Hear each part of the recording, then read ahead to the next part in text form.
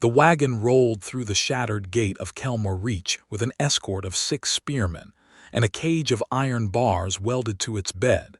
And inside that cage stood a woman who could have torn the bars apart with her bare hands if she had wanted to. Tobias Chandler knew that the moment he saw her. He stood at the edge of the muster yard with the other unmarried men of the fort, holding his herb satchel against his hip out of habit rather than need, and he watched the orc woman grip the bars with both fists and stare down every soul gathered to receive her like she was choosing which of them to kill first. Her tusks were small and sharp and gleamed white against skin the deep green of moss on river stone. Black hair, thick as rope, had been braided back from a face that was, despite every prejudice Tobias had grown up swallowing about orcs being brutish and ugly, breathtaking high cheekbones, a strong jaw, eyes the color of amber held up to firelight. She wore fitted travel leathers, dark and worn soft with use, laced tight up a torso built of lean, corded muscle, the bodice cut close enough to show the powerful curve of her waist and the strength banked in her shoulders. A hunting knife had been taken from her, but the empty sheath still rode her thigh like a threat that hadn't finished being made. "Bride Lot 4, called the treaty officer, a thin, sweating man named Prout who clearly wished he were anywhere else. He held up a scroll of parchment with a wax seal stamped in orcish blood-red ink, and beneath the seal, tied on with a leather cord, hung a second smaller strip of parchment, a warning label, plain as the ones apothecaries pinned to jars of wolfsbane. "Any man wishing to petition for Lot 4 may step forward and read the terms," Prout said, and his voice cracked on the word terms. Nobody stepped forward. Tobias watched the men around him shuffle backward instead, the blacksmith's apprentice suddenly fascinated by his own boots, the miller's son finding urgent business at the far fence.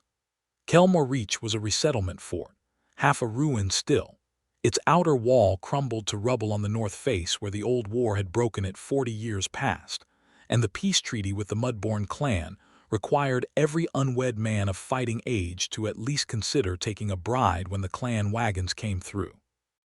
It kept the peace paper-thin but standing. Most years the brides sent were younger daughters, unclaimed widows, women the clan could spare without grief. This year apparently they had sent something else. "Nobody?" Prout asked, and there was real relief in his voice, like he'd hoped to be spared the paperwork. "I'll read it," Tobias said. He didn't know why he said it. Later he would tell Zora it was curiosity or stubbornness or the plain fact that nobody else in that yard had the decency to even look at her instead of past her, and all 3 of those things were true. He crossed the yard while the other men muttered, and he felt her amber eyes lock onto him the way a hawk marks a rabbit that has wandered too far from the hedge. Prout handed him the label with visible haste, as if it might bite. Tobias read it once. Zora Mudbourne, 3rd daughter of Chief Gorath Mudbourne, refused 3 prior betrothals. Wounded suitor Crath one eye when he laid hand on her without leave. Wound proved fatal. Clan elders declare her unbreakable and unclaimed. Any human who takes her does so knowing she answers to no man's command and will kill any who mistake marriage for ownership. Sent in good faith to seal the peace. Handle with respect or not at all." He read it a second time, slower, because his hands had gone strange and light and he wanted to be sure he wasn't imagining the words. Behind the bars, Zora watched him read it twice and her mouth curled, not quite a smile, more the promise of teeth. "Frightened yet, little healer." Her voice was low and rough as gravel underfoot, and it carried across the yard so every man there heard it. Tobias looked up from the parchment at her. "I'm a great many things," he said. "Frightened isn't usually one that sticks." Something flickered behind her eyes, surprise quickly buried. He turned to Prout. "Where do I sign?" The yard went dead silent. Even the wind seemed to hold off. Prout blinked at him like he'd sprouted a second head. "You understand what that label says, Master Chandler?" "I read it twice," Tobias said. "I understand it fine. She killed a man. He put a hand on her without leave. Seems he understood the terms less well than I do." Tobias took the treaty pen from Prute's shaking fingers, dipped it in the small pot of ink lashed to the wagon's side rail, and signed his name to the bottom of the scroll below the wax seal, beside the empty line where Zora's clan mark had already been pressed in blood red. The cage door groaned open. Zora Mudbourne stepped down into the mud of Kelmore Reach's muster yard like a queen descending from a throne rather than a prisoner leaving a cage, and she looked Tobias Chandler up and down slowly enough to make his ears burn, from his worn boots to his sun-browned hands to the herb satchel at his hip to his face, weathered by years of open road but not unkind, not old, 30-some years carried lightly. "You're smaller than the last one," she said. "The last one's dead," Tobias said. "I'll take smaller and breathing if it's all the same to you." That earned him the smile she'd been withholding, quick, sharp, gone as fast as it came, but real. "We will see if you're still breathing come summer, healer." "Chandler," he said. "Tobias Chandler. If we're to be married you might as well use the name." "I know your name." She stepped close enough that he had to tip his chin up to hold her gaze, close enough he caught the smell of leather and pine sap and something warmer underneath, and her voice dropped so only he could hear it. "I wanted to see if you would flinch when I said it." "Did I?" "No." She sounded almost disappointed. "Pity." "I do so enjoy watching men flinch." Tobias Chandler had traveled the border roads for 12 years as a wandering herbalist and healer, before he'd finally hung up his wandering boots at Kelmore Reach 8 months back, tired of sleeping under wagons and tending strangers' wounds for a few copper coins and a meal, if he was lucky. He had gentle hands, calloused from grinding roots and setting bones, and a dry wit that had gotten him through more lonely nights than he cared to count, because a joke was cheaper than a friend and kept just as well in a saddlebag. He had no family left to speak of, a mother buried in a border town he hadn't visited in a decade, a father who died fighting in the very war that had left Kelmore Reach in ruins. He'd chosen this fort to settle in because it needed a healer badly enough that nobody asked too many questions about a man who arrived alone and stayed that way. He had not expected, on an ordinary gray morning with rain threatening from the western ridges, to find himself married to an orc woman with a warning label tied to her wrist. The fort's small chapel, more a repaired stone shed with a lopsided roof than any proper house of worship, held the binding ceremony that same afternoon, because Prute wanted the treaty paperwork closed before nightfall and because, as he put it with visible nerves, the sooner it's done the sooner she's your responsibility instead of the crown's. Zora stood through the ceremony with her arms crossed and her jaw set, answering the officiant's questions with clipped, unimpressed yeses, and Tobias found himself grinning despite the solemnity of it, because there was something almost funny about being married by a terrified quartermaster to a woman who looked like she'd rather be anywhere else, including possibly a burning building. When it was done, when the paper was signed and sealed and Prute had fled with visible relief, Zora turned to him in the empty chapel and said, "Do not mistake this for anything it is not, healer." "Tobias," he corrected mildly. "Tobias, then." She said his name like she was testing the weight of it in her mouth.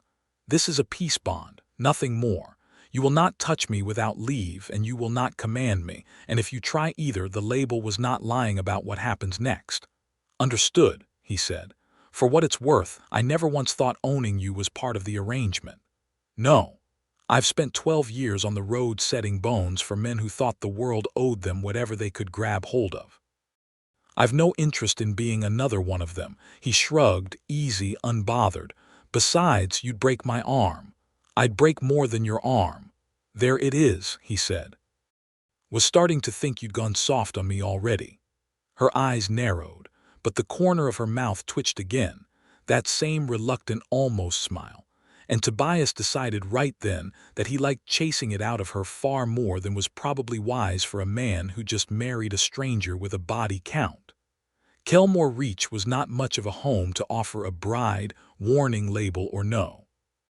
The fort had been a garrison once, back when the border wars still burned hot, and the old stone walls still bore black scorch marks from siege fire. The north wall still a tumble of rubble that the resettlers hadn't finished rebuilding.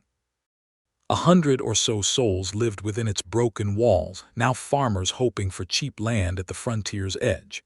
A handful of soldiers keeping half-hearted watch, a trading post run by a one-armed veteran named Oswin, and Tobias's own small healing house, a converted guard tower with drying herbs hanging from every beam and a hearth that smoked when the wind came from the east. He led Zora there that evening, past curious and wary stares from the fort's other residents, past children who peered from behind their mothers' skirts, and old men who spat at the ground when they thought neither of them was looking. Zora walked through all of it with her chin high and her stride unhurried, and Tobias walked half a step behind her, close enough that anyone with eyes could see whose side he stood on. "They hate me already," she said, once they were inside and the door was shut against the stairs. "They're frightened," Tobias said, hanging his satchel on its peg. "Frightened people say ugly things, doesn't make the things true and doesn't mean you have to carry them. You say that as though it costs you nothing to stand beside me." Didn't say it cost nothing. He struck a flint to the hearth kindling, coaxing a small fire to life against the evening chill. Said it was worth paying. She watched him with an expression he couldn't read yet. He would learn to read it later, that particular stillness she wore when something surprised her, and she refused to let it show. And then she moved through the small healing house like a cat pacing new territory, running her fingers along the drying bundles of yarrow and comfrey, lifting the lids of jars, testing the give of the narrow cot in the corner that would apparently be his bed now. Since he offered her the wider pallet near the fire without being asked and without making a production of the offering, "You give up your own bed," she said, "to a woman who might kill you in your sleep. You won't. You seem very certain." "I read the label twice," he said. "Man who's fatal to touch without leave doesn't strike me as the type to murder a fellow for offering her the warm spot by the fire. Different kind of woman entirely, I'd wager." Zora studied him a long moment, and something in her shoulders eased just slightly, just enough that Tobias noticed. "You are either very brave or very foolish, Tobias Chandler. Ask anyone in 3 fortress towns between here and the coast. They'll tell you it's usually both at once. The first weeks were a war fought in small skirmishes, and won in smaller kindnesses." Zora did not trust him. Trust, she made plain, was not a thing she handed out with a peace bond, and she tested him the way a smith tests new steel, looking for the place it would crack. She left the healing house each dawn before he woke and returned each dusk with game she'd hunted alone in the wild country beyond the fort walls, dropping it at his door without a word, as though daring him to complain that a wife should be tending hearth instead of stalking the ridgelines with a borrowed spear. He never complained. He gutted and dressed whatever she brought and split the meat with the poorer families of the fort, the widows and the orphaned farmhands, and when Zora found out, she found out everything, eventually. The fort was too small to keep secrets. She said nothing. But the game she brought grew larger, and more of it, as though she were testing whether he'd keep giving it away and finding, each time that he did. She mocked his herb garden mercilessly. "Weeds," she called it, standing over his careful rows of feverfew and bloodroot with her arms crossed. "You call yourself a healer and you grow weeds." "These weeds saved the miller's boy from lockjaw last winter," Tobias said, not looking up from where he knelt turning the soil. "What have your muscles saved lately besides your own pride?" "My muscles kept 3 separate suitors from putting their hands where they weren't wanted," she said sweetly. "Would you like a demonstration, healer?" "Depends," he said, straightening, brushing dirt from his knees. "Are you offering to put your hands somewhere or threatening to remove mine?" She went very still. It was becoming his favorite thing to do, catching her off her guard, watching the composure crack for half a heartbeat before she rebuilt it. "You have a mouth on you," she said finally. "So I've been told, usually right before someone tries to shut it for me. I could arrange that. Could you?" He stepped closer, close enough to catch the challenge in her eyes and match it with one of his own, because he'd learned already that Zora Mudbourne respected nothing so little as fear and nothing so much as nerve. Go on, then. For one long, charged moment neither of them moved, close enough that Tobias could count the small gold flecks in her amber eyes, close enough he heard her breath catch, just slightly, just enough. Then she stepped back, scowling, and stalked off toward the tree line with her borrowed spear, and Tobias stood in his ruined weed garden grinning like a fool, and feeling more alive than he had in a decade of lonely roads. It was 3 weeks into the marriage, on an evening thick with the smell of rain not yet fallen, that the rivalry finally tipped over into something neither of them had words ready for. Zora had come back from the ridge with a shoulder wound, torn open by a wolf she'd killed rather than fled from, and though she insisted it was nothing, Tobias made her sit on the healing house's one good stool while he cleaned and stitched it by lantern light, his hands steady even though his heart wasn't. "You didn't have to fight it," he said, threading the needle. "Could have run." "I don't run." Clearly. He pressed a cloth soaked in yarrow tincture to the wound, and she hissed through her teeth, tusks bared, and he felt the muscle beneath his palm go tight as a drawn bowstring. "Easy. I've got you." "I don't need, I know you don't need," he said, gentler now, meeting her eyes. "Let me anyway." Something in her broke open, just a crack right there in the lantern light. She let him finish the stitches without another word of protest, and when he tied off the last thread and set down the needle, she caught his wrist before he could pull away, her grip fever-warm against his skin. "Why," she said low, almost accusing, "do you keep being kind to me? I have given you every reason to regret this bond. I mock your garden. I bring you wolf meat instead of courtesy. I have not once thanked you for a single thing you've done since that yard. Didn't marry you for thanks. Then why?" He thought about lying, about some easy joke to slide past the moment, and found he didn't want to. "Because nobody in that yard would even look at you like a person," he said. "And I've spent enough years being the man nobody looked twice at to know how much it costs to be looked past instead of seen. Seemed a shame, letting that happen to someone with your teeth." Zora Mudbourne, third daughter of Chief Goreth Mudbourne, unbreakable and unclaimed, warrior who had ended a suitor's life rather than be handled without leave, kissed him first. It was not gentle. It was hungry, sudden, her hand fisting in the front of his shirt and dragging him close, and Tobias made a small startled sound against her mouth before he kissed her back with everything 12 years of loneliness had been saving up without his permission. She tasted of rain and copper and something fierce, and when they finally broke apart they were both breathing like they'd run the ridge together. "That," Zora said, "does not mean I trust you. Wouldn't dream of assuming it did." His voice came out rougher than he meant it to. "Can I do it again anyway?" She answered by doing it herself, and the second kiss lasted considerably longer than the first, and somewhere in the middle of it Tobias Chandler understood with perfect clarity that the bargain he'd signed twice Reed had stopped being a bargain at least on his end, and become something he would fight the whole world to keep. The trouble was, the whole world had other plans, and it announced itself 3 nights later with the screaming of Oswin's mule. Tobias woke to the sound and was out of bed before he'd finished blinking sleep away, Zora already at the door with a spear in hand, her warrior instincts faster even than his healer's reflexes.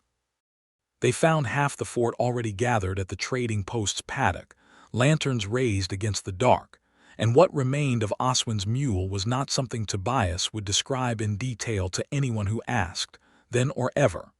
"Wolves don't do that," said Corporal Hale, one of the fort's garrison soldiers, crouched by the ruined fence with his torch shaking slightly in his grip. "Wolves don't do that to a fence post either."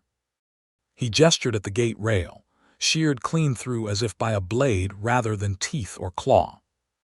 Zora crouched beside the wreckage, running her fingers along a set of tracks pressed deep into the mud, tracks too large for any wolf, 3-toed, each toe ending in a gouge that spoke of talons longer than a man's forearm. "This is no wolf," she said. I have seen tracks like this once before in the deep wilds north of my clan's territory. My grandmother called it a hollow fang. A what? Tobias asked. A beast the old stories say was born when a starving wolf ate a corpse still cursed by unburied grief. Zora's voice had gone flat, professional, the voice of a warrior sizing up a fight rather than a woman telling a campfire tale. It does not hunt for hunger. It hunts for the killing itself. It grows bolder with each kill, and it does not stop until something stronger stops it. Comforting, Corporal Hale muttered. I did not say it to comfort you, Zora said. I said it so you would understand why we must hunt it before it comes for something that walks on 2 legs instead of 4. The Fort Council Prout, Hale, Oswin, and 2 of the elder farmers met the next morning in the ruined chapel, and the argument that followed was loud enough that Tobias heard it clear across the muster yard. Some wanted to send riders for soldiers from the nearest garrison town, 3 days' ride distant, and wait it out behind barred gates. Others, Oswin loudest among them, pointed out that 3 days was more than enough time for the beast to slaughter half the fort's livestock, or worse, and that Kelmore Reach couldn't survive another hard winter if its food stores went to a monster's belly instead of its people's. I will hunt it, Zora said, when the arguing finally lulled enough for her voice to cut through it, standing in the chapel doorway with her arms crossed and her spear planted like a standard. I have killed worse in the deep wilds. But I will not do it for a fort that spits at my feet and calls me monster in the same breath it begs me for protection. The room went quiet. I'll go with her, Tobias said, stepping up beside her before anyone else could speak. She'll need someone who knows poultices for talon wounds, and someone to watch her back while she watches the beast's teeth. You're a healer, not a soldier, Prout said, aghast. You'll get yourself killed. Then it's a good thing, Tobias said, that I happen to be married to the finest warrior this side of the border, and I trust her considerably more than I trust waiting 3 days behind a gate with half a wall missing. Zora looked at him sideways, something warm and startled flickering behind the amber of her eyes, and said nothing at all, but her hand found his in the space between them and held on, in full view of the council, in full view of everyone who had ever spat at her feet. They struck their hunting bargain that same afternoon. She would track and fight, and he would prepare the poisons and poultices that might slow a beast too strong to kill in a single blow. And for 4 days they ranged the wild country beyond Kelmore Reach's walls together, sleeping back to back beneath the stars with the fire banked low, sharing a single bowl of stew each night because supplies ran thin on the trail, and neither of them minded the excuse to sit close. It was on the 3rd night, with rain finally breaking over the ridgeline and both of them soaked through and shivering under a hastily rigged canvas, that Zora told him about her clan, about the 3 suitors who'd wanted her hand not for who she was, but for the prestige of taming Chief Gorath's unbreakable daughter, about Krath One-Eye who had grabbed her wrist hard enough to bruise and paid for it with his life when her knife found his throat before her mind caught up to her hands. I did not want to kill him, she said quietly, staring into the small fire. I have never wanted to kill any of them. I only wanted to be asked instead of taken. Is that so much, Tobias, to be asked? No, he said. It isn't. It's the least anyone deserves. He hesitated, then added, for what it's worth, I did ask, in the yard. I read the label and I still asked with my own hand on the pen because I wanted to, not because the treaty made me. I know. Her voice was almost too soft to hear over the rain. It is why I let you keep the bond when I could have broken it with a word to the council. It is why I kissed you first, though I will deny it if you ever repeat that to another living soul.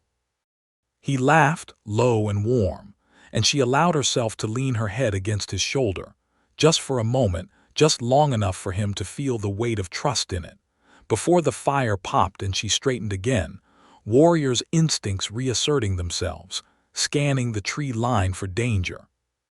They found the Hollow Fang's lair on the 4th day, a cave mouth at the base of a scree slope, littered with bones both animal and, grimly, at least one human, And Zora's face went hard and cold at the sight of a torn cloak Tobias recognized as belonging to a trapper who'd gone missing from the fort 2 months prior. "We are not strong enough yet to face it in its den," Zora said. "It knows this ground. We do not. We return to the fort, we prepare, and we make it come to us on ground of our choosing." Tobias didn't argue. He'd learned over 4 days on the trail that when Zora Mudbourne spoke as a warrior rather than as his wife, her judgment was worth more than his pride, and he trusted her completely.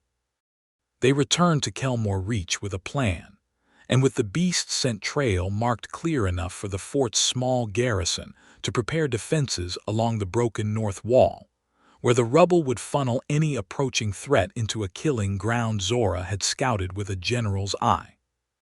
But they returned, too, into a fort that had spent 4 days stewing in fear and rumor, Tobias would learn, could be a more dangerous beast than any hollow fang. The trouble had a name: Garrick Voss, a former mercenary soldier who drifted into Kelmore Reach 2 winters back and taken up as the garrison's self-appointed strong arm, a big, scarred man who'd made his opinion of monster brides known loudly, and often in Oswin's trading post over cups of poor ale.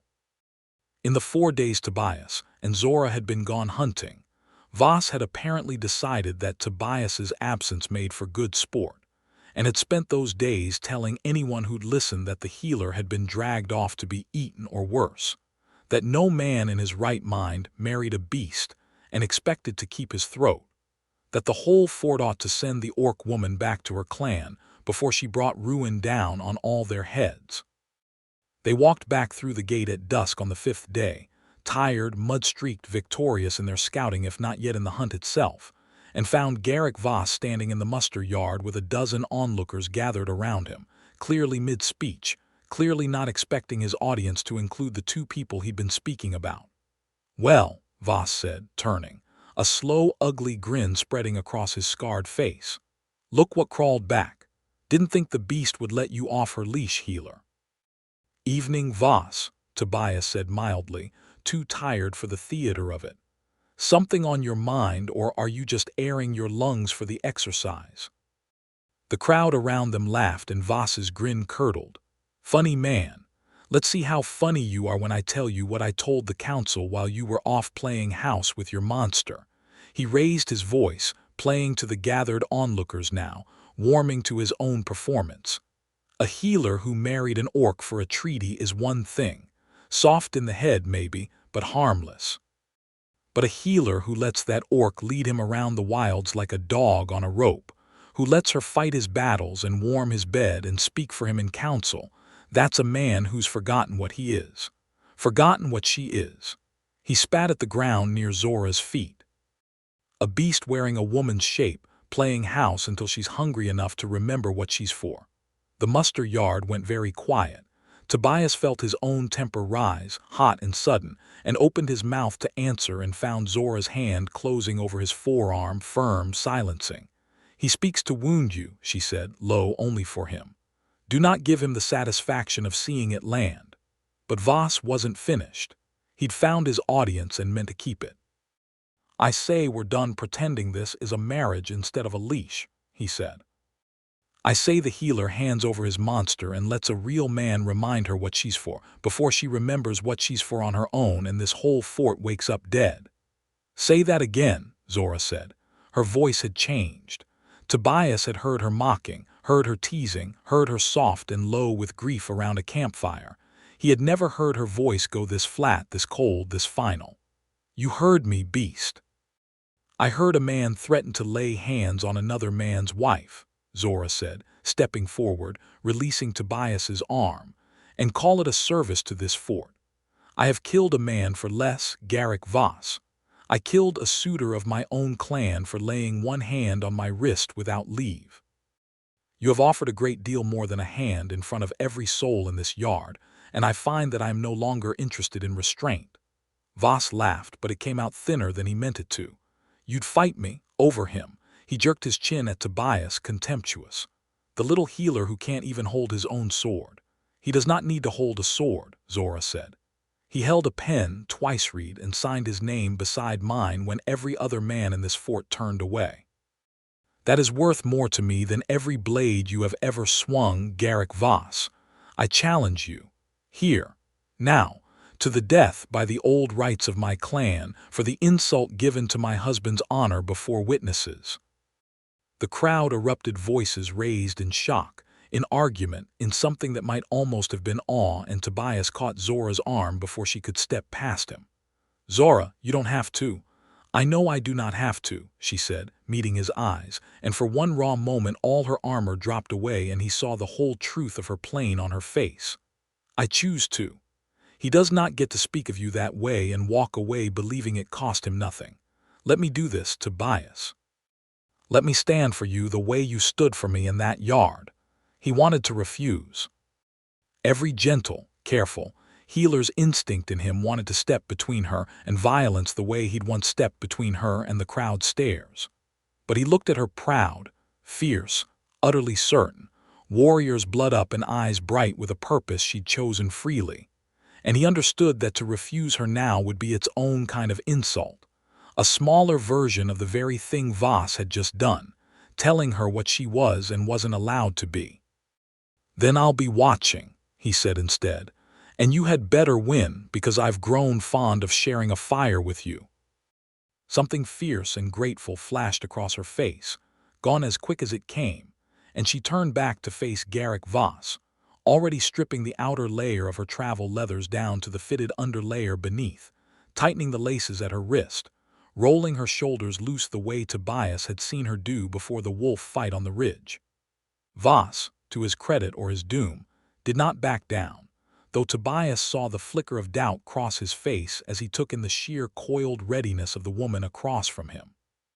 Someone fetched swords from the garrison armory, real steel, not practice blades, because the challenge had been made by the old rights and the fort soldiers, whatever their private feelings, understood enough of orc custom to know a death challenge was not a thing to be softened with wooden weapons. Corporal Hale, looking sick about it, marked out a rough circle in the muster yard's mud with the butt of his spear while half the fort gathered at its edges, lanterns and torches raised against the coming dark. The whole of Kelmore Reach turned out to watch a woman fight for a man's honor with the world's oldest and starkest stakes on the table.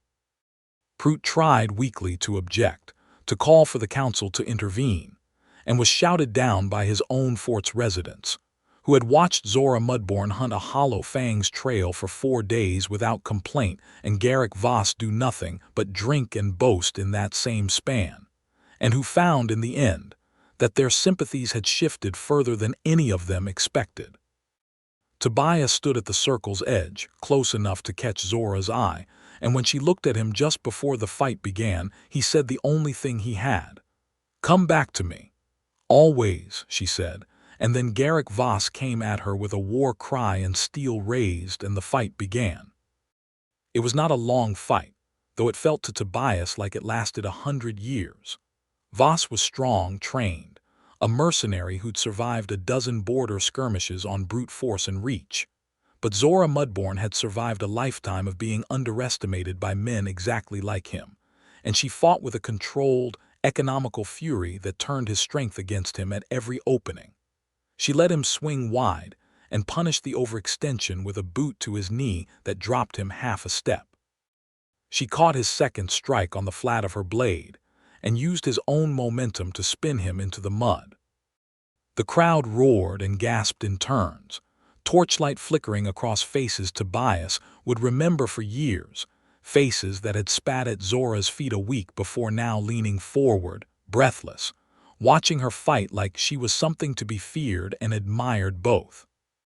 Voss, bleeding from a shallow cut along his ribs, snarled and came at her again, wilder now, more desperate, and for one heart-stopping moment his blade came close enough to Zora's throat that Tobias's whole body lurched forward before he caught himself, before he remembered this was hers to finish, that stepping into that circle now would undo everything she was fighting to prove. She caught his wrist instead, twisted, and Voss's own sword clattered into the mud. She had her blade at his throat a heartbeat later, both of them breathing hard, the whole yard gone dead silent. "Yield," she said, "and you may keep your life, though you will owe my husband a debt of honor before this fort's council for the words you spoke tonight. Refuse, and the old rites say I take what you would not." For a long, terrible moment Garrick Voss said nothing, pride and fear warring plainly on his scarred face. Then finally, hatefully, he spat blood into the mud and said, "I yield." Zora withdrew her blade, straightened, and turned away from him without another glance, as though he had already ceased to matter, and walked straight to Tobias, who caught her in his arms before she'd fully crossed the circle, heedless of the mud and the blood and the whole fort watching. "You came back," he said against her hair, voice rough. "I told you I would." Her arms wrapped around him fierce and sure, and when she pulled back to look at him, her eyes were bright with something that might have been unshed tears, though she would never in 100 years admit to it. "Did you doubt me?" "Not for one heartbeat," he said, and kissed her there in the mud of the muster yard in front of the whole fort of Kelmore Reach, and this time nobody looked away in disgust or fear. This time, when Tobias finally broke the kiss and looked around, he found the crowd's faces had changed. Not all of them, not Voss's men, not the hardest of the old prejudices, but enough.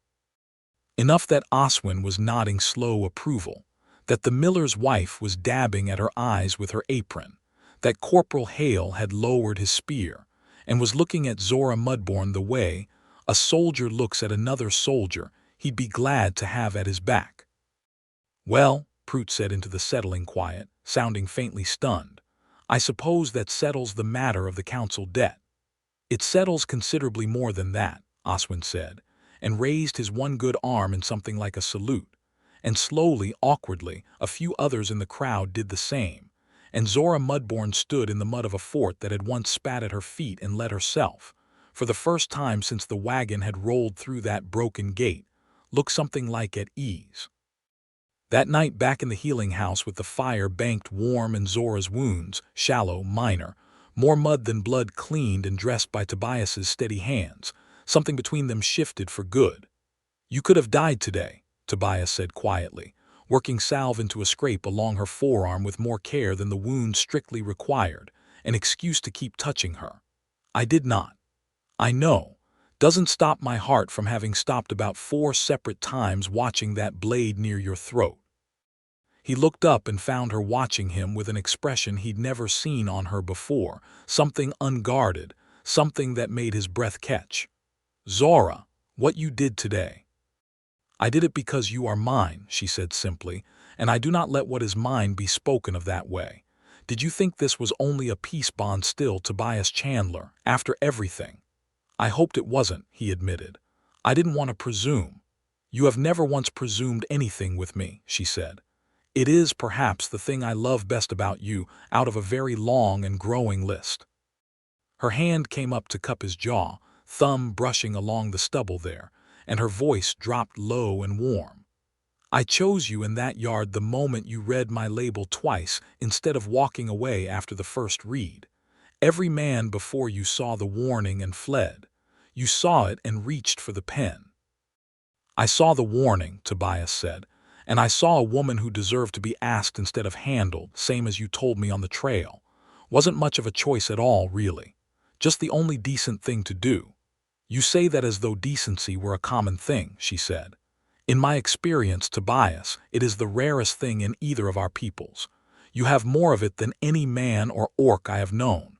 She leaned in, forehead resting against his, breath mingling. "I am done pretending this is only a bargain." "Good," he said, voice barely above a whisper, "because I stopped pretending about a week after the wolf bite, if I'm honest." She laughed a real laugh, warm and startled out of her, and it was the most beautiful sound he thought he'd ever heard.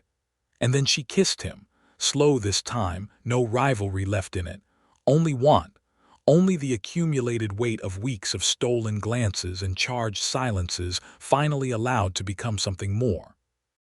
His hands found her waist, careful of her wounds, and hers found the collar of his shirt, and the fire burned low and warm while the whole fort slept unaware that the two people who'd fought for its future had finally, fully, found each other in truth as well as name. What passed between them that night was tender where the day had been fierce, unhurried where their courtship had been all sharp edges and stolen moments, a slow unraveling of leather laces and careful hands, murmured words against warm skin, the particular reverence of two people who had each spent years believing themselves unwanted, finally discovering the opposite was true. When Tobias woke before dawn, Zora was curled against his side with her head on his chest, her breathing slow and even, one hand fisted loose in the fabric of his shirt as though even in sleep she meant to keep hold of him. And he lay very still for a long while, simply watching her, feeling something in his chest that he did not have a name for beyond the plain fact that he had never in his life felt so thoroughly, completely chosen. They had perhaps 2 weeks of that fragile, new happiness before the hollow fang came for the fort in earnest. It struck at night, as such things always seemed to, 3 days after Zora had finished healing from the duel, while the moon hung thin and pale over the ruined north wall.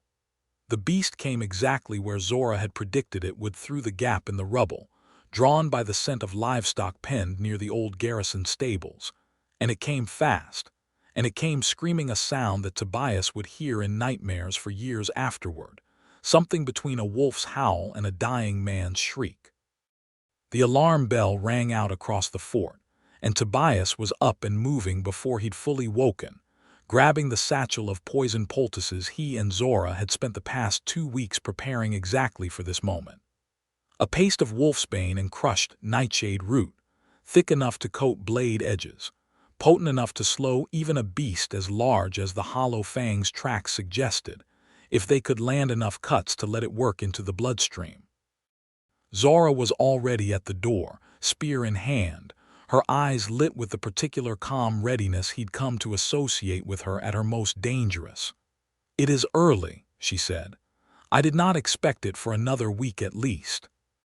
"It grows bolder faster than the old stories say. Does that change the plan?" "No, it only means we have less time to be afraid." She caught his face in both hands, quick, fierce. "Stay behind the garrison line with the poultices ready. Let Hale's men and I draw it into the killing ground. Do not under any circumstance come into the open until I call for you. Zora, promise me, Tobias."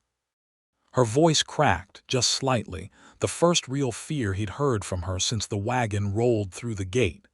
"I have buried enough people I could not save. Do not make me bury you too." "I promise," he said, and meant it, though every instinct in him screamed to stay at her side no matter what waited in the dark. The fight that followed was chaos and torchlight, and the terrible screaming of the beast as it crashed through the rubble gap exactly as Zora had predicted, funneled by the broken wall's geometry into the narrow killing ground, where Hale's garrison soldiers waited with spears braced and torches raised high enough to keep the creature's attention split. Tobias watched from behind the line, poultice-coated blades laid ready on a spread cloth, his heart in his throat as the hollow fang came into full torchlight for the first time. A monstrous thing, wolf-shaped but wrong in every proportion, its hide patched and mangy, its jaw unnaturally wide and lined with teeth like broken glass, its eyes a burning, hungry red that held no animal fear in them at all, only ravenous, endless want. Zora met it head-on. She fought like something out of the old sagas Tobias's mother used to tell him as a boy, spear whirling, feet sure on the mud-slick ground, dodging a swipe of talons that would have opened a lesser fighter from throat to hip, driving her spear point into the beast's shoulder deep enough to draw a shriek of pain and fury. The garrison soldiers flanked wide, driving the creature's attention in 3 directions at once exactly as she'd trained them over the past 2 weeks of preparation, and slowly, brutally, the fight began to turn. But the hollow fang was cunning as well as strong, and it broke from the trap sooner than any of them expected, lunging past Hale's line straight toward the healing house, toward Tobias. He had one heartbeat to register the burning red eyes fixed on him, one heartbeat to think, with strange clarity, that he had never actually asked Zora what happened to a man caught in those jaws, before Zora was there, throwing herself bodily between him and the beast's charge, spear driven up and under its jaw with every ounce of strength in her body. The impact drove her back into the mud, the beast's full weight bearing down on her, talons raking across her shoulder, and Tobias screamed her name and grabbed the nearest poultice-coated blade, and did the only thing a healer with gentle hands and no soldier's training could do. He drove the blade into the creature's exposed flank with everything he had, feeling the poison-slick edge bite deep, and the hollow fang shrieked, reared, staggered. It was enough. Hale's soldiers closed in with spears raised, and Zora, bleeding but alive, wrenched her own spear free and drove it up through the beast's throat with a final, ferocious cry, and the hollow fang collapsed into the mud of Kelmore Reach's muster yard and did not rise again. The silence after was almost louder than the fight had been. Tobias was at Zora's side before the beast had finished its last shuddering breath, hands already moving to assess the talon wounds across her shoulder, his healer's training the only thing keeping his own hands from shaking apart entirely. "Zora, Zora, look at me, stay with me." "I am here," she gasped, wincing as he pressed a cloth hard against the worst of the bleeding. "You disobeyed me. You were about to be eaten. I told you to stay behind the line. And you told me to promise I'd stay safe, and then you threw yourself in front of a monster to keep me that way, so I'd say we're square on broken promises tonight." His voice cracked despite his best effort to keep it steady, and Zora's good hand came up to cover his where it pressed against her wound. "I would do it again," she said. "Every time. Do you understand that, Tobias? You are worth more to me than my own safety." I did not understand what that meant until I saw those eyes fixed on you and felt my whole body move before my mind caught up to it. "I understand it," he said, voice thick. "Believe me, I understand it completely because I feel exactly the same about you." Around them, the fort had begun to gather, torches raised, staring at the fallen beast and at the two of them kneeling together in its blood-soaked shadow. And this time there was no muttering, no prejudice, no ugly words, only a kind of stunned, grateful silence. And then slowly, a ragged cheer that built and built until it seemed the whole broken north wall might shake loose from the sound of it. Zora Mudbourne's wounds healed clean over the following weeks, thanks to Tobias's careful tending and her own warrior's constitution, and Kelmore Reach changed around them in ways neither of them had expected when the wagon first rolled through that broken gate. The Fort Council, chastened, grateful, and no longer inclined to argue with the woman who'd killed the beast that had stalked their wilds, voted to fund the rebuilding of the North Wall in full. And Zora, to Tobias's quiet delight, found herself consulted on matters of the fort's defense with a respect that would have been unthinkable the day she arrived in an iron cage. Garrick Voss paid his debt of honor before the council as promised, a humbling public apology that satisfied Zora far more than any further violence would have, and then quietly took his leave of Kelmore Reach within the month, unable to stomach a fort that had so thoroughly stopped agreeing with him. Oswin took to calling Zora, the fort's second wall, with unmistakable fondness, and the miller's wife brought her fresh bread each week, as an offering that Zora accepted with the same wary grace she brought to everything that wasn't combat, still learning slowly how to hold kindness without flinching from it. Children who had once hidden behind their mother's skirts began, cautiously, to ask her to tell them stories of the deep wilds, and Tobias watched her navigate that new trust with a kind of careful tenderness that told him more about her heart than any warning label ever could. But even as Kelmore Reach settled and healed around them, Tobias began to notice something restless growing in Zora, a stillness in her that wasn't peace but its opposite, a way she'd taken to standing at the fort's rebuilt north wall in the evenings, looking out past the ridgelines toward the deep wilds beyond, toward horizons neither of them had ever crossed.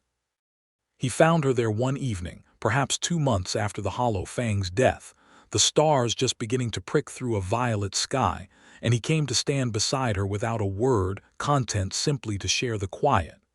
"You're thinking of leaving," he said eventually, not a question. Zora didn't deny it. "I have spent my whole life within the borders my clan and my enemies drew for me," she said.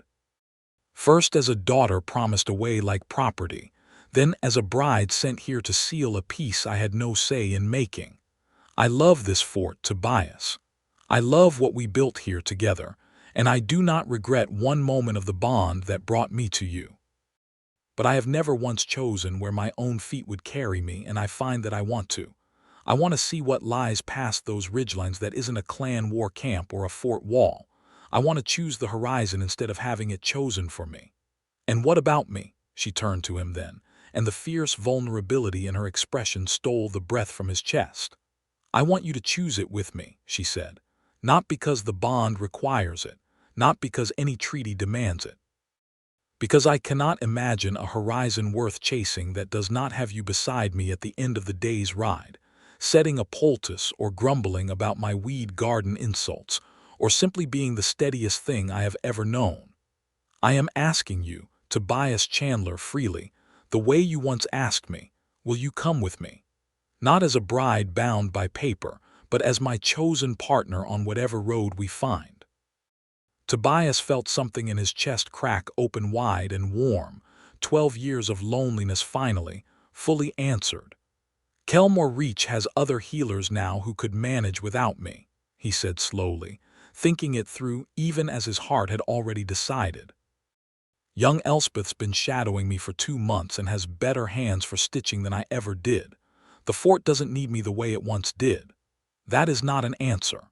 It's the beginning of one." He took her hands in his, calloused healer's palms against her warriors, scarred fingers lacing together like they'd been made for exactly that fit. "Zora Mudbourne, I read your warning label twice before I signed that treaty, and I've never once regretted a single word of it. If you're asking whether I'd follow you past every ridgeline between here and the edge of the map, the answer is yes. It was always going to be yes. I just needed you to ask, the same as you always wanted to be asked instead of taken." Her breath caught, and for one unguarded moment the fierce warrior fell away entirely and left only the woman beneath, eyes bright, mouth trembling toward a smile she didn't bother hiding this time. "Then it is settled," she said. "We leave when the road's clear after the next rains. Together." "Together," he agreed, and kissed her there against the rebuilt north wall, with the stars coming out overhead and the whole wide unclaimed world waiting past the ridgelines, and neither of them flinched from any of it. They left Kelmore Reach on a bright morning 3 weeks later, the fort's residents turning out to see them off with a warmth that would have been unthinkable months before. Oswin pressing a fresh sharpened hunting knife into Zora's hands as a parting gift, the miller's wife loading their packs with more bread than 2 people could reasonably eat in a week, young Elspeth promising Tobias she'd keep his herb garden from turning entirely to actual weeds in his absence. Prute, of all people, shook Tobias's hand and told Zora, with genuine feeling, that Kelmore Reach owed her a debt it could never fully repay. And Zora, in a rare public softness, told him the debt was already settled the day the fort stopped seeing a monster and started seeing a woman. Tobias Chandler and Zora Mudbourne rode out through the very gate she had first arrived through in an iron cage, this time side by side on horses of their own choosing, satchels loaded with herbs and blades both. A marriage that had begun as a bargain between strangers, now something neither of them could imagine living without. The warning label that had once hung from her wrist like a threat rode, folded now in Tobias's own saddlebag, kept not as a warning at all anymore but as a keepsake, the first words he'd ever read about the woman who would become the whole of his world, read twice and signed for gladly, and signed for again every single day since in 100 smaller ways that no treaty parchment could ever hold. "Where to first?" Tobias asked, as the fort fell away behind them and the wild open road stretched out ahead beneath a sky gone gold with morning. Zora Mudbourne, warrior, wife, chosen partner, no longer unbreakable and unclaimed, but unbreakable and utterly, fiercely claimed by her own free choosing, reached over and took his hand, lacing her fingers through his the way she had every night since the Hollow Fang's death, and smiled the smile she no longer bothered hiding from him or from the world. "Wherever the horizon leads," she said, "as long as it leads there with you." They rode on together into the wide, unclaimed country, two people who had each spent long years believing themselves overlooked and unwanted, now utterly, unshakably chosen by the other, chasing whatever adventure waited past the next ridge with nothing between them any more but open road and open hearts, and no warning label in the world could have prepared either of them for how completely, how permanently, they had each become the other's entire home.